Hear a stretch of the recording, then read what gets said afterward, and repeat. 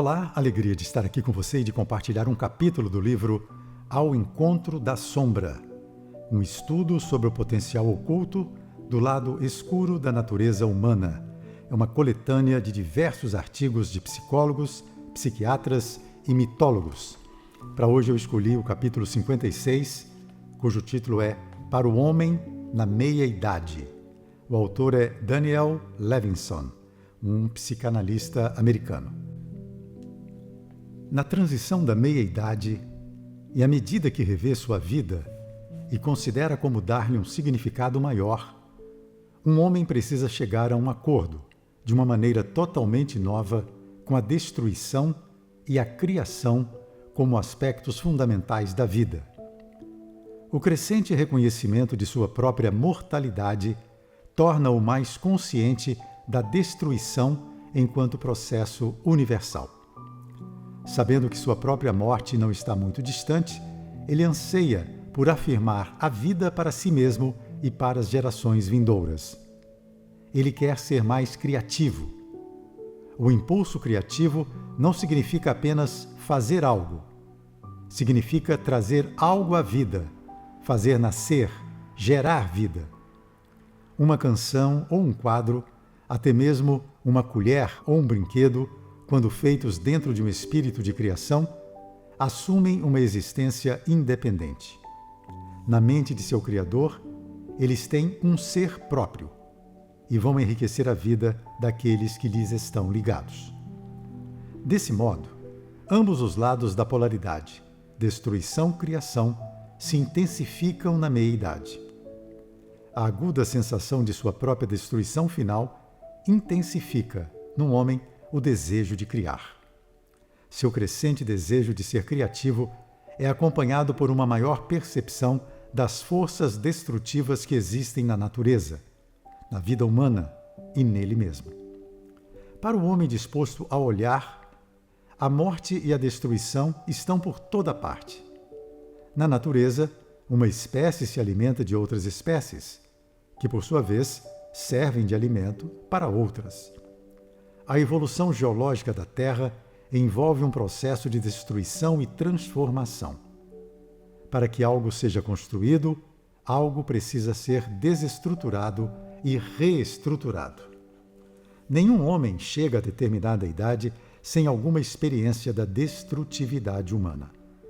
Outras pessoas, incluindo aquelas mais chegadas a ele, de um modo ou de outro, prejudicaram sua autoestima, estorvaram seu desenvolvimento, impediram-no de buscar e encontrar aquilo que ele mais queria.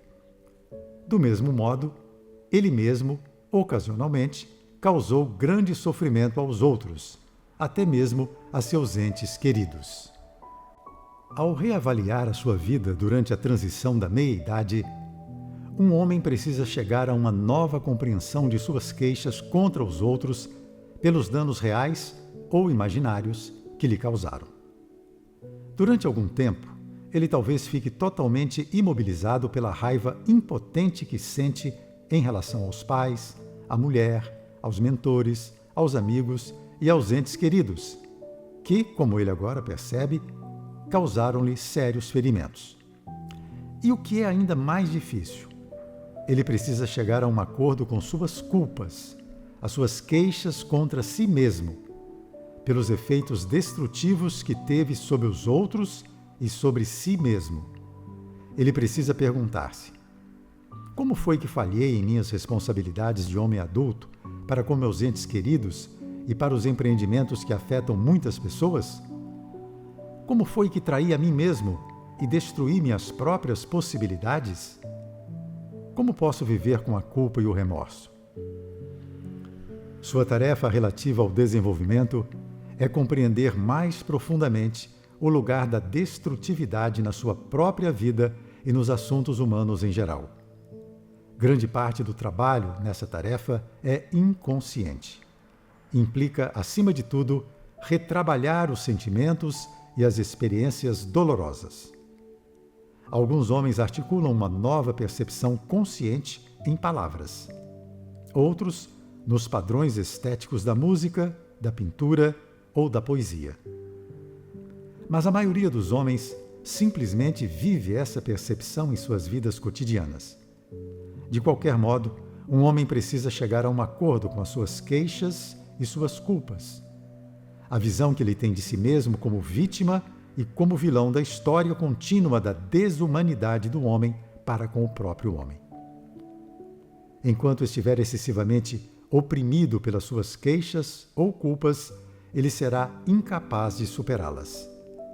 Enquanto estiver forçado a manter a ilusão de que a destrutividade não existe, ele será prejudicado na sua capacidade de criar, de amar e de afirmar a vida. É necessário que um homem reconheça e assuma a responsabilidade pela sua própria capacidade destrutiva.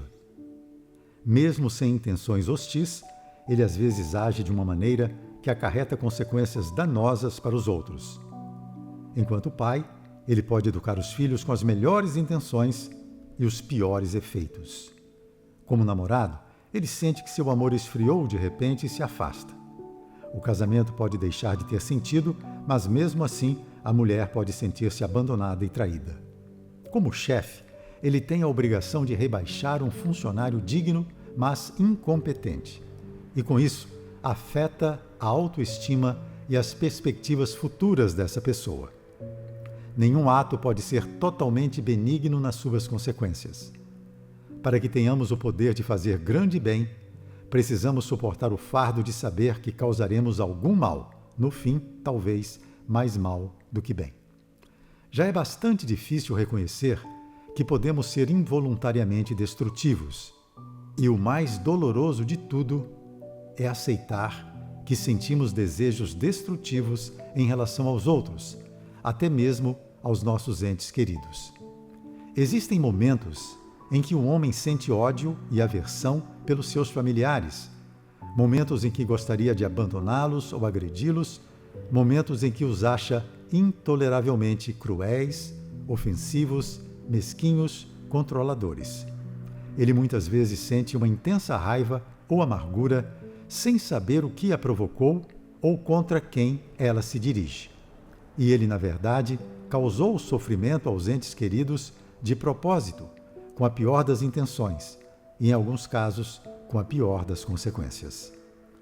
Os homens acima de 40 anos diferem de um modo bem amplo em sua disposição para reconhecer e assumir responsabilidade pela sua própria destrutividade. Uns não têm a mínima consciência de que causaram sofrimento aos outros ou de que poderiam desejar fazê-lo. Alguns sentem tanta culpa pelo sofrimento real ou imaginário que infligiram que não estão livres para considerar os problemas da destrutividade de uma maneira menos passional e colocá-la numa perspectiva mais ampla. Outros têm alguma compreensão do fato de que o ser humano pode sentir tanto amor quanto ódio por alguém, e alguma percepção consciente de sua própria ambivalência ao avaliar os seus relacionamentos. Em cada um desses casos, a tarefa ligada ao desenvolvimento é dar mais em direção ao autoconhecimento e responsabilidade por si mesmo. Na meia-idade, até mesmo o homem mais amadurecido ou instruído tem muito a aprender em relação ao funcionamento da destrutividade em si mesmo e na sociedade. Ele precisa aprender sobre a herança de raiva contra os outros e contra si mesmo que traz dentro de si desde a infância. Também precisa aprender sobre as raivas acumuladas ao longo de sua vida adulta, desenvolvendo e ampliando as fontes da infância. E ele precisa colocar essas forças destrutivas interiores dentro do contexto mais amplo da continuidade de sua vida adulta, fazendo com que elas se entrechoquem com as forças que criam e afirmam a vida, e descobrindo novos caminhos para integrá-las em meio à jornada da vida adulta. O aprendizado a que acabo de me referir não é puramente consciente ou intelectual. Ele não pode ser adquirido simplesmente lendo alguns livros, assistindo a alguns cursos ou fazendo psicoterapia, embora todos esses caminhos possam contribuir para um processo de desenvolvimento em longo prazo. O principal aprendizado ocorre dentro do tecido da nossa vida. Durante a transição da meia-idade, muitas vezes aprendemos através de períodos de intenso sofrimento, confusão, raiva contra os outros e contra nós mesmos e mágoa pelas oportunidades perdidas e pelas partes perdidas de nós mesmos. Um possível fruto do trabalho de um homem sobre essa polaridade é, entre aspas, o senso trágico da vida. O senso trágico da vida deriva da percepção de que as grandes desgraças e fracassos não se abateram sobre nós vindos de uma fonte exterior, mas são em grande parte o resultado dos nossos próprios e trágicos defeitos. Uma história trágica não é apenas uma história triste. Na história triste, o herói morre, fracassa em seu empreendimento ou é rejeitado pela amada. O desfecho infeliz é provocado por inimigos, condições adversas ou alguma inesperada deficiência do herói. A história trágica tem um caráter diferente. O seu herói, dotado de extraordinária virtude e habilidade, está envolvido numa nobre busca. Ele é derrotado nessa busca. A derrota deve-se, em parte, às formidáveis dificuldades externas, mas ela deriva principalmente de um defeito interno do herói, de uma qualidade de caráter que é parte intrínseca do empenho heróico. O defeito, em geral, envolve arrogância, inflação do ego, onipotência e destrutividade. A nobreza e o defeito são os dois lados da mesma moeda heróica. Mas a tragédia genuína não termina simplesmente na derrota. Embora o herói não alcance as suas aspirações iniciais, em última análise, ele é vitorioso. Ele se confronta com as suas profundas falhas interiores, aceita-as como parte de si mesmo e da humanidade, e é transformado, até certo ponto, numa pessoa mais nobre. A transformação pessoal tem mais valor que a derrota e o sofrimento terrenos. Muito obrigado pela companhia e até o próximo Cá Entre Nós. Porque na vida a gente quer se conhecer cá entre nós.